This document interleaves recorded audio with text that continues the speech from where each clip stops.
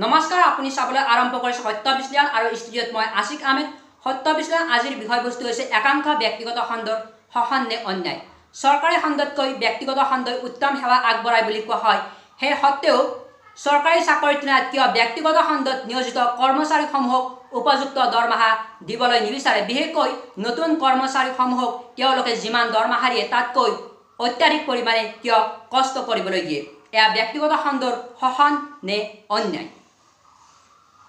সাধাৰণতে ব্যক্তিগত খণ্ডৰ কামসমূহত অত্যাধিক পৰিমাণে কষ্ট কৰিবলগীয়া হয়, য'ত কোনো ধৰণৰ ৱৰ্ক লাইফ বেলেঞ্চ পোৱা নাযায়। সেই সত্ত্বেও তেওঁলোকৰ কষ্ট অনুপাতে কিয় উপযুক্ত দৰমহা প্ৰদান কৰিবলৈ নিবিচাৰে।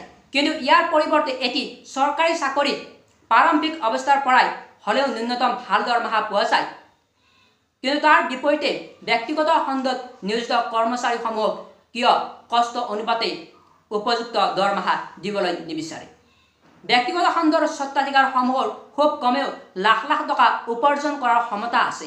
সেই সত্ত্বেও তেওঁলোকে তেওঁলোকৰ কৰ্মচাৰীসমূহক কষ্ট অনুপাতে কিয় উপযুক্ত দৰমহা দিবলৈ নিবিচাৰে। এয়া ব্যক্তিগত খণ্ডৰ শোষণ নে অন্যায়।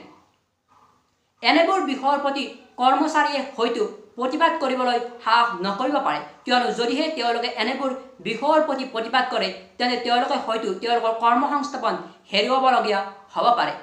সেইবাবে এনেবোৰ ব্যৱস্থাৰ প্ৰতি লক্ষ্য ৰাখি ভাৰতবৰ্ষৰ ট্ৰেড ইউনিয়নসমূহ শক্তিশালী হোৱা উচিত আৰু চৰকাৰে বিহিত পদক্ষেপ লোৱা উচিত। তেতিয়াহে ভাল ফলাফল আশা কৰিব পাৰি, অন্যথা কোনো ব্যৱস্থা ফলপ্ৰসূ নহ'ব।